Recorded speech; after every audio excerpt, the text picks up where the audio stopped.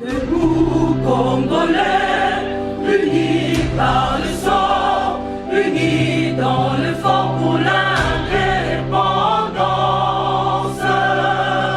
Unis aux hommes, ces obligeoires, Taïmana, Chidotene. Deuxième partie, Critique Info, mesdames et messieurs, bienvenue. Merci de nous suivre. Je vais aujourd'hui m'appesantir sur l'article de Joël Cadet, Ndanga, qui parle de Kamere qui, au lieu de préparer sa défense, Joël Cadet estime que Vital Kamere monte une machine pour Nakokosa. Ngana yena la bino ba révélation et je suis très convaincu que Moutorwa ko démentir en pas aux alaté. Malheureux, c'est ça notre force. Moutorwa ko démentir en aux alaté. Bande konanga ba congolais. Bande konanga ba congolais. Les longs na sabino boye prison Makala et se transformer na siège ya UNC. Ba ministre oh il faut pas dans na bureau na bango bakendaka chaque jour. Bakendaka mikolo presque nyonso kolekisa ba journée na bango na prison ya Makala. Et bandeko baza ba prisonnier ba ebisi biso boye parce que na otanga ba kombo ba tuté il faut na protéger ba source nanga. Ba ebisi biso boye depuis Congo et Congo bandeko a prison ba lobby batikala komona afflux ya modèle wana te na prison. Ba ministre, ba député, ba journaliste, ba famille. Alors que na minute est interdit, ba visite est réglementée. Mais non, batu bato kende butu loko la moi kuna na prison pour okutana ndeko Kamere. O eza mabete n'est-ce pas? Mais ba membre ya gouvernement. Au lieu ba na ba bureau na bango ba aider programme gouvernement et salema. Au lieu ba rendre ba compte malamu ba faire ba compte rendu na bango bien. Non, ils passent tout leur temps na prison Makala. Et comme ça, chaque jour, Basangotoyo qui est d'abord, bandeko bato préparer ba machine pour na koluka moya ko kosa bandeko congolais sur ba dossier moko boye. Ndenge toyoki. Ngai awa nazana makamebela koloba te. Nazali na deux documents. Na otanga peu place na yango te pour na journaliste. Au moment où ezali requête au fin de fixation d'audience. Ndeko tout journaliste d'investigation au document oyo, mais il faut tambola na nous déposons. Qu'est-ce qu'on dit ici? Balobi boy. Actuellement en détention préventive à la maison d'arrêt annexée à la prison centrale de Makala, Kamere Lwakaningini Vital, des nationalités congolaises, né à Bukavu le 4 mars 59, marié à Madame Chatur Amida et père de 14 enfants, fils de Kamere Constantin, décédé, et de moi, Kingi Alphonsine, elle est en vie, originaire de Bouloui, groupement Bouloui, secteur Ngéché, territoire Walungu, province du Sud Kivu, directeur de cabinet de chef de l'État. Passeport naé, bapesi numéro nango. Délivré à Kinshasa, valable jusqu'en 2024. Domicilié à Kinshasa sur l'avenue Ouvira, numéro 50, derrière le ministère de la fonction publique, quartier, bapesi yango. Bapesi, comment on appelle, hein? Bato baza incul, baza détenu kuna. Sami Jamal, yé pas à kuna. Ou à l'Obergami Boma. Moui Mando Lejano, yé pas à kuna. Bon, libellé à infraction à Bango. Et d'aller détournement des deniers publics à charge à M. Jamal, à M. Kamere Vital. Détournement, il y a des deniers publics. Requête au fait à fixation, ça veut dire rapport, il y a magistrat. Pour aller Moussala et Sili, à présenter un juge. Alors, bon, juge, oh, il y a un Sili si yanga. Moussala n'a yango. Tala pour nangai, on a retenir na Moutouna Bango. On a retenir un détournement, il y a des deniers publics, na charge ya Sami Jamal, na Kamere Lwaka Kaningini Vital. Avoir en espèce, hein, avoir à Kinshasa, ville-province de ce nom et capitale de la République démocratique du Congo, sans préjudice des dates plus certaines, mais entre le mois de mars 2019 et janvier 2020, comme co-auteur par coopération directe, bonjour comme terme magistrat, coopération directe, détourner la somme de 48 831 148 dollars américains payés à la société Samibo Sarl et destinés à la construction de 1500 maisons préfabriquées dans le cadre du projet de logements sociaux au profit des 5 provinces de la RDC inscrites au programme de 100 jours. Fait nango prévu dans l'article 21, 23. Malheureusement, il code pénal na C, na mutuka. J'allais amener ça boyo kabo traiter la bino prévention. Peut-être lobby na otangango. 21 et 23. L'article 145 du code pénal, livre 2, dispose: tout fonctionnaire ou officier public, toute personne chargée d'un service public ou parastatal, toute personne représentant les intérêts de l'État ou d'une société étatique au sein d'une société privée, parastatale ou d'économie mixte en qualité d'administrateur, de gérant, de commissaire aux comptes ou tout autre titre, tout mandataire public ou préposé de personnes énumérées ci-dessus qui aura détourné des deniers publics ou privé de ces faits, ou privé, pardon, des effets en tenant lieu des pièces, titres, actes, effets mobiliers qui étaient entre ses mains, soit en vertu, soit à raison de sa charge, sera puni de 1 à 20 ans de prix des travaux forcés. En condamnant à la peine prévue d'alinéa précédent, le juge prononcera en outre abroger l'ordonnance, l'article 1er de l'ordonnance loi 86-30 du 5 avril 1986, l'interdiction pour 5 ans au moins et 10 ans au plus, près de l'exécution de la peine, du droit de vote et du droit de l'éligibilité. Donc, ce qui va kangier loko M. Kamere, pour naïe, Adali n'a interdiction il y a 10 ans au moins. Entre 5 ans ou 10 ans au plus. C'est ça en fait. 5 ans au moins et 10 ans au plus. Ça veut dire que si le juge Kanda avec 10 ans, on va voter T, on va voter au PT.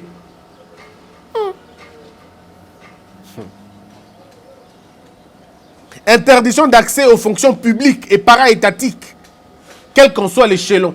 Ça veut dire, monsieur Kamere, ce qui va kangier, ce qui va établir Yango, monsieur Kamere a côté là qu'on ça la fonction publique à ta mokolomo côté. Ministre était, député était, et l'autre côté dans l'État, il ne travaillera plus dans l'État. Déjà on ça député était parce qu'on a voté était, et puis à la ministère était, malheureusement. La privation du droit à la condamnation ou à la libération conditionnelle et à la réhabilitation dont le but est de faire bénéficier le coupable des avantages prohibés au présent article. Une fois que Bakangio est sili, au la libération provisoire conditionnelle, mais comme compliqué.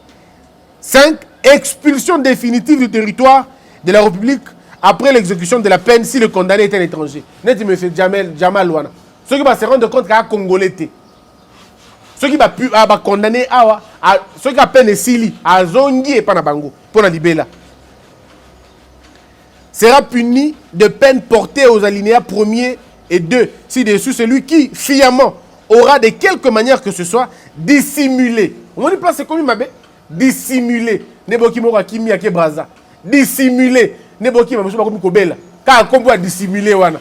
Ça dit balingi ba okate ko dissimula qui caché soit les deniers ou le bien détourné, soit certains biens du coupable dans le but de le faire échapper à la confiscation. Ce qui ba magistrat oh ba sali musana mongo qui toko ba te belé ba dans entourage. Il y a monsieur Vital Kamere. Ce qui a considéré le coupable et belé ba retomber pena yango. N'a toujours qu'on respecter présomption d'innocence il y a monsieur Vital Kamere. Mais nangina bi sabato que awana comme détournement oyo le magistrat lobi bien et la relation directe. Bino bato banga oh en tant que combo ananya ba direct ici c'est direct. Babi coopération directe. Babi te coopération par intermédiaire. Non, coopération directe. Ndeko, eza loi, ngate, eza extrait. Yango, ngate, yango. Détournement des deniers publics à charge à Djamel na Kamere. Voilà B, hein. Espèce nango totangi. Balobi zutuboy. Na même chose, hein. Na zamino tamingité. Balobi comme co-auteur par coopération directe l'issous. Avoir détourné la somme de dollars américains de 2 137 500 payés à la société Ousmane Sarl et destiné à la construction de 3000 maisons préfabriquées pour les policiers militaires des villes dans les cadres de 100 jours. Ndeko. Soyi bolingi topé matama muke topé. Mais tout souka na oyami balea souka. Détournement des deniers publics à charge de Kamere et Mouima. Balobi a voir à Kinshasa le 21 août comme co-auteur par coopération directe toujours, détourner la somme de 1 154 800 dollars destinés au dédouanement de conteneurs des maisons préfabriquées. Ndeko. Pour monsieur Jamal, blanchiment des capitaux. Pour la corruption à la fonctionnaire, monsieur Jamal Lissous. Et puis, Tosukiwana, pour la corruption maintenant, il y a fonctionnaire, charge à Kamere. Donc, monsieur Kamere a un babilo comme balé. Corruption, n'a détournement à deniers publics. Ah, on a requête en fixation. Oh, c'est notre première affaire. Alors, oui, boy. Avoir dans les mêmes circonstances des lieux et des temps que dessus accepté indirectement par l'intermédiaire de Madame Soraya Mpiana, qui est sa belle-fille, la cession de la concession pré-rappelée, ainsi que plusieurs avantages pécuniaires indus, afin d'abuser de son influence réelle en tant que superviseur du programme de 100 jours du chef de l'État, en vue de faire gagner à M. Sami Jamal, sous le nom de société Samibo Sarel et Ousmane Sarel, les marchés publics de construction, 1500 et 3000 maisons préfabriquées évoquées plus haut en violation de la procédure d'appel, d'offres et de seuils fixés par la législation en matière de passation de marché. Bafé Nango Zali prévu, Bomoniwana. Vous plaise, Monsieur le Président, de fixer le jour, date, heure auquel cette affaire sera appelée en audience publique. Yango de Kosalema, comment on appelle ça? Le 11, lundi. Les gens vont se poser la question, mais Christian a un document au Nengenin. Vous reposez la question, oh, il y a un Bosembe, et puis il y a Congo Buzz, journal à Congo. Ce qui est RFI, qui est un vrai investigateur, un vrai journaliste d'investigation. Ce qui est BBC, qui est un véritable chercheur. Na Congo AAP, tous les chercheurs, info place info zali. C'est mon travail de journaliste. C'est mon travail de journaliste d'aller fouiller. Na ba document ya kati. Et les méthodes nanga journaliste na moyen lo bango exacté. Na garder yango bongo. Tous na ba éléments déjà. Alors maintenant document est d'abord. Si ko boyo ka document mo bimia wana Kinshasa. Document Oyo est un document à l'Okuta. Ce document que je vous présente,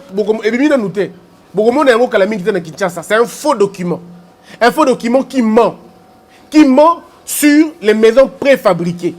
Voici les raisons. Non, Sabino. Balobi entreprise moko na Lubumbashi. Hein? Entreprise moko na Lubumbashi. Mais entreprise wana et là faut qu'il y ait Lubumbashi au coup boutique. Boutique peno à boutique. Ligablo.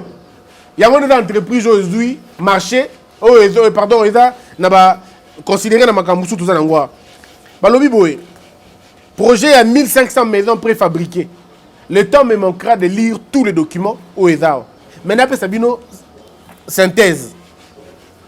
C'est quoi la synthèse en fait?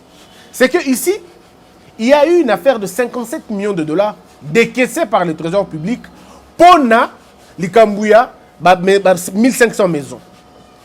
Donc Justin Bitakuira, moi je n'ai rien à voir avec M. Justin. En tout cas, il n'y a même pas d'avis. Et puis en plus, à Mouta FCC. Donc, je ne vois pas pourquoi je serais pour lui. Mais les gens mentent, oh non, Bitakour Akima. Non, Bitakour Akima, c'est faux. Justin Bitakour Akima, Justin Bitakour je dis, il a affronté. Le magistrat n'a parqué. Justin Bitakour a déposé. Il a dit exactement la traçabilité à les kaki. Bon, quand Justin Bitakour a posé la question, la réponse après Sabino, il n'a jamais fui.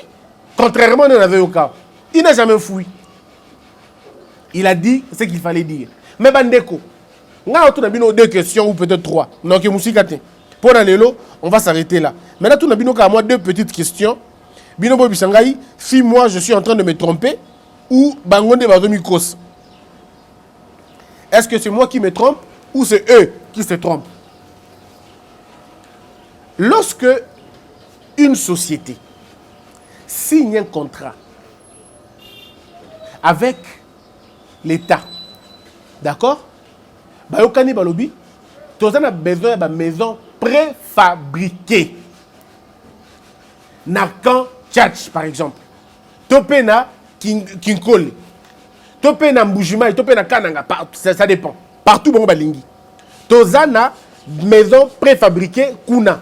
Bon, est-ce que c'est à l'État congolais d'aller prendre ma maison préfabriquée, na bamboka wa ezali, et na Congo? Topé, c'est à la société qui a pris le contrat à na Congo. C'est un contrat d'exécution, ce n'est pas un contrat de complémentarité dans l'État congolais. Nga na somi mutu kana ngai na poto na Belgique. Topé na Japon. Na souscrire dans le bon, na fouti po na ekoma na Kinshasa, na avenue Batetela. Na fouti mbongo na ngaba lobi non, to lingi koma na Matadi, futa autant. Nga na bité. Donc futa autant té, na ngina futa prix à Kinshasa. Alors je paye pour le prix de Kin. Et comme il a na Kinshasa na Batetela. Mes frères. Et le monsieur me dit non, moutou quand on est dans Matadi, luka mo de donner un goût. Non. Bah, si bien que frère de douanement na requête au fin de fixation, frère de douanement et bima déjà. Si quoi bon lobby que pour na qui lobby et tikali na biloko ba maison préfabriquée et il y a déjà, mais ils ont na Kasumbalesa, ils ont côté Angola, ils ont na ba frontière. Il faut si quoi l'état de Misambongo pour que biloko na ya. Non, mbongo bimbaka déjà pour que biloko na comme na Kinshasa awa, baba na kotonga yango. Mais n'engeni niti si quoi se retrouver na ba côté kuna. Batou na hôté, l'État peut qui 50% seulement, après ça on y sauté. Non, mais ici, la requête est claire, non? Mais non, bon, requête, 57 millions et bima déjà, et Pessama déjà. Bon, dites-moi un peu, si on va calculer, il y a Nambiambong et Outiwapi. Et puis dites-moi un peu, mes frères, nous allons comprendre de l'autre côté. C'est quelle entreprise, c'est quel entrepreneur? Oh, il a fallu Ndaku, 1500 maisons, na montant par exemple $10 000 et la même personne a fait la 3000 maisons quand a $1500 à Tapalingi Bino Mingango. Donc bon, il y a beaucoup d'incohérences na Katia Makambouane. Ici il est question de comprendre une chose. Il y a eu le monsieur de la banque, souvenez-vous, monsieur de la banque a dû foutre ta caution que ça mbongo est belé. Mais pourquoi donc ce qui m'a baisé à la quitter? Alors dans minute les dossiers donc c'est monté par-ci par-là pour justifier biloko wana. Yango momona ki hier moko boy bataillon te bandokanga makasi et puis paf silence radio. Parce qu'on leur avait interdit de communiquer, nos kiba qui ne connaissent pas makambo yo bazo maîtriser té. À force de parler, ils allaient débiter des choses. Maintenant qu'ils vont commencer ça à partir de lundi. Déjà. Lundi, na TV. Lundi, vous allez entendre des choses. Mais personne ne sera en mesure de prouver le contraire. Lundi, déjà que lundi, il y aura un procès qui va établir la culpabilité ou l'inculpabilité, il y a M. Vital Kamerhe. Moi, Christian Bossembe, je n'ai rien contre le fait qu'il va condamner Vital ou pas. Je n'ai contre rien. On a besoin d'éclairage dans le dossier. Ceux qui va combo et va complice ses alliés, naza na posa monsieur Vital Kamerhe atanga bakombo wana nyonso a pardonner ata mutu te atanga bakombo ekozala bien parce que la loi nous dit hein, oh tout azalaki complice ya makambo ya koyiba mbongo ya l'État ebima toyoki ba signature moko eye na dossier tozoyoka ndenge biso tozoyoka nous tous on a des éléments tozoyoka bazoluka moi ba impliqué tel mais moi je me pose la question. Quand toutes ces personnes-là vont passer devant la barre pour ne pas témoigner, est-ce que vous êtes sûr que vous allez témoigner solo, que vous allez témoigner bien? Parce qu'il faut dire ici, par exemple, je me pose la question, est-ce que la pauvre dame, la pauvre fille, elle est au courant de Makamboutou? Est-ce qu'elle a réellement bénéficié de Biloko? Bon, ce qui est là, berga ya pamba. Ça dit, tu musu bossa la biyenga na mbongo na bango, bana batu musu ba kufa ka pamba ka batie bango na bakombo ya makambouana. Vous êtes sûr vraiment que cette dame-là ne va rien dire? Ce que le précieux est comme lié, que Amoni prend une prison et un polélé. Et il faut dire des vérités. Est-ce que vous êtes sûr que vous avez véritablement peaufiné? Les gens pensent que tant que ça le procès, et qu'on peut s'inviter quand même beaucoup plus d'importance à jouer la victimisation. Mais le problème, c'est que le peuple congolais est fatigué d'apprendre que Batomoko Bakoyiba Kambongo à l'État, alors que le peuple doit souffrir. Lobby Mokondiambo Kakendaki, Kosala Makambuyaba, il y a Covid-19. Le président a commis Nanzela, Batu Babimi na Balabala, Bazoe Mbanzembo, Bango Moko Bakongolais, Babandu Manzembo. C'est la deuxième fois ou la troisième fois que la vidéo a bon circulé. Babandu Koemba, caméra bimate, caméra bimate, caméra bimate. Caméra bimate, caméra bimate, caméra bimate. Alors, nazomi tout na mutu na moko. Est-ce que le peuple a modèle wana a tout prêt? Il y a une manipulation? Parce que oh elingi tolo tout on a besoin de komusute. Tout on a besoin de que mbongo ya l'état ndezonga kakande. Nous n'avons pas un problème. Soit mbongo l'état est zongi, soit ba travaux salemi. Mais aller jusqu'à dire que mbongo bimate, tout le monde bima 50%, alors que l'État reconnaît avoir décaissé l'argent. L'État reconnaît avoir décaissé l'argent. C'est comme une mbongo bimate, mais ce que le problème est à un niveau là. Ndeko, moi je vous dis, aujourd'hui, je n'ai pas eu le temps suffisant de vous lire tous les documents. Mais je vous promets de lire suffisamment ce dossier. Na otanga yango papier par papier, peut-être déjà la lobby na ko ko sabino makamno ngezali. Parce que Otali par exemple, on a projet de 3000 maisons préfabriquées pour policiers militaires. Et puis je dois signaler aussi aux gens que il y aura un audio, audio. Je ne peux pas avancer plus. Audio malheureusement. Pour Nabango, audio wana ezo décrire makambu tout. Balobaki na kati ya audio. Ne ba préparer ba dossier, ne ba préparer ba chamutu na kati tout. Audio ebimi. Kalamingi te boyo kango, c'est un élément sonore qui va faire il y a peut-être des gros cas de débat. Kalamingi te je crois. Et maintenant Kalamingi te. Cet audio là va faire le et ça la ravage boyo kango binomoko. Ceux qui redonnent ebimi boka ni sangai parce que kobima Kalamingi te. Comment ils sont en train de préparer les éléments? Comment ils sont en train d'arranger Bakambu? Tout ça, c'est odieux que Bimouana. Mais en même temps, il faut rappeler Nabatou que il y a des choses qui feront révéler le lundi. C'est un procès qu'il faut suivre. Ceux qui ont eu opportunité à Otala Yango na TV, ben ils bien. Ceux qui ont eu opportunité à Otala Yango na TV, bon, pas de problème. Mais les réquisitoires, il y a un ministère public, je vous dis mes frères, ils sont sans appel. Ils sont détaillés. C'est un travail de professionnel. Les magistrats ont fait un travail de pro. Et bizarrement, ce que Bazui Batouro, c'est des gens qui ont été avec M. Vital Kamerhe d'une manière ou d'une autre. Baza Bato va travailler avec M. Vital Kamerhe. Ceux qui vont conseiller M. Vital Kamerhe Makambo, que la justice soit faite. Ceux qui M. Vital Kamerhe a bimi, ça et sauf, ok, il n'y a pas de problème. La justice aura fait son boulot. Ce qui peut M. Vital Kamerhe à Kangami, la justice aura fait son travail. Mais il est important ici que Token Nalikambo Tinasuka. Parce que ceux qui sont dans le côté, c'est intimidant. Si Kanyinga par exemple, oh Christian Aibi, dans la communauté, oh Bonanga Mokote, c'est que Aibi alors. Ceux qui ont oh Christian Aibi, oh Christian Aibi, hein, bon Nanga Mokote, Bokanga Bomo Nana Kutanga Bakomba Batoa. Donc c'est que Aibi. Parce que Moutou Aibi a réclamé innocence naï.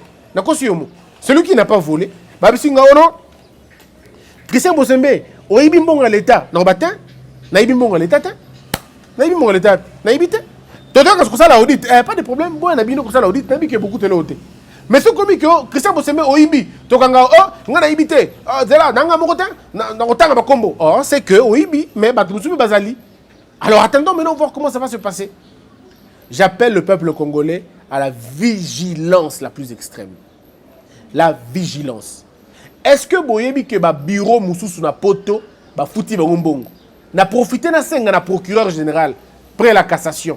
Monsieur le procureur général près la cassation. S'il vous plaît, un Congolais vous demande. Essayez à senga na Western Union apesa yo ba transfert. Ba pesa yo nini ba transfert. Il y a mois oyo na mois passé. Attaque après moi 3 mois oyo. Monsieur le procureur, ce que sali yango ko sauver République oyo.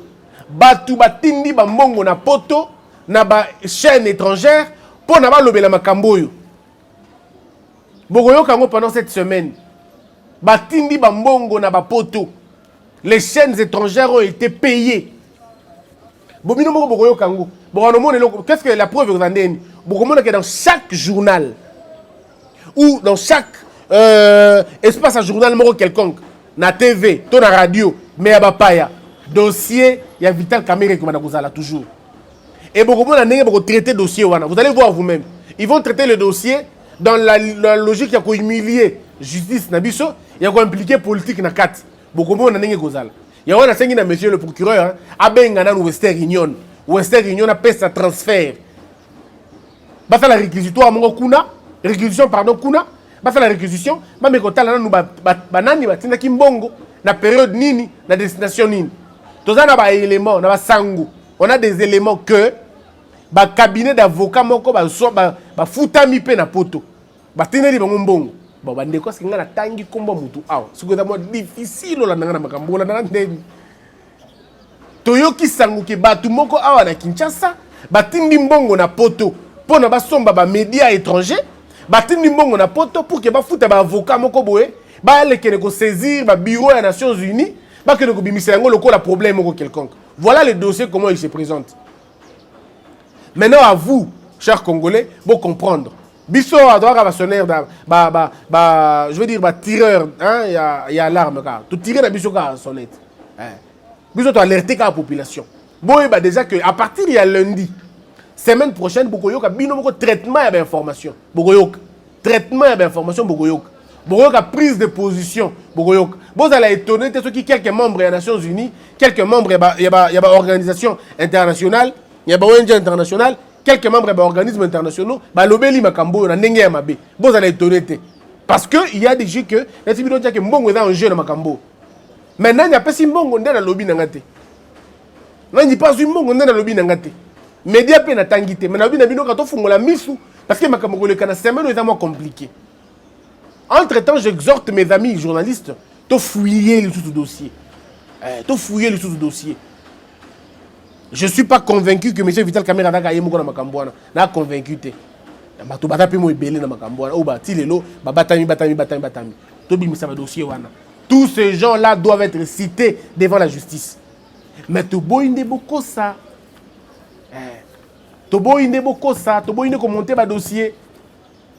Toboy commenter ma dossier et contre Vital et pour Vital. Toboy. Nous voulons rétablir la vérité. Point. Trait. Moi, je ne suis là que pour rétablir la vérité. Ceux qui va conseiller Vital Kamerhe Makambu, na koleka a kolobakete, ou va conseiller Vital Kamerhe Makambu da bongote. Ceux qui peuvent l'obéir que te, na kolobakete a bokosi. Parce que Moussa n'a dit à Golobaka la vérité. Bandeko balobaka nga na neutre te. Nga na neutre te. Na kozala ka pe neutre te. Nga dans la position ngai. Naza na position, ma position c'est la position de la vérité, là où la vérité se trouve. Ah vérité zali mbongo ya peuple congolais. Ah vérité zali mbongo ya ba maison préfabriquée. Après tu compte à peine un dossier à pharmacie hein. Bonjour ba que dossier à pharmacie pe zali, tu compte un dossier à pharmacie. Et tu ma place nini, et à qui place nini. Tu compte un dossier na nyos. Ne vous en faites pas, mais pour les autres, nous avons besoin préfabriqué. Mais dossier à pharmacie pe zali tu compte. Est-ce que vous avez que est-ce qu'il faut vraiment le dire? Ndeko ba commission rogatoire etinami na poto. 3 résidences. Il y a motomoko na mboka na biso, batindi déjà 3 résidences na poto, bakanga. Ba saisir yango. Poser na mbongo à l'état. Et sont ba mi na mois période au kaka. 3 résidences. Mais c'est compliqué quoi. Je peux vous le dire. L'avantage c'est que Moutokozonga contribue nga kozalate. Bakozonga c'est vrai pour kofinga kaka. Oui, kofinga ne wana ba wana batokotana ba kofinga. Ils vont insulter, ils vont me taguer comme ils veulent, ils vont m'étiqueter dans balingi. Mais le problème est que vérité érotique à la kaka vérité. Atabo fingi, atabo gangi, mais vérité érotique à la kaka vérité. Na kozonga pona ko détailler bino ba donner. Na ba facture na za ngwa ba facture to za ngwa ba biloko maluku, biloko ba Congo central. To retourne ba de kona kananga, ceux qui ba mona ki bandaku. To retourne biloko na nyos. On va, il y a pas de problème. On va demander tout ça. Est-ce que bandeko maluku bomoni 100 maisons kuna? Bomoni 200 villas, bandeko Kivu. Bomoni ba 100 maisons, bomoni 200 villas, bandeko Congo central. Est-ce que bomoni 100 maisons kuna? Bomoni 200 villas, bandeko Mbujimai. Bomoni 100 maisons, bomoni 200 maisons. To retourne ma question na nyos. Et donc la prix nango to comparer, pourquoi pas? On va comparer pour na makambo qui est bien et que justice soit faite.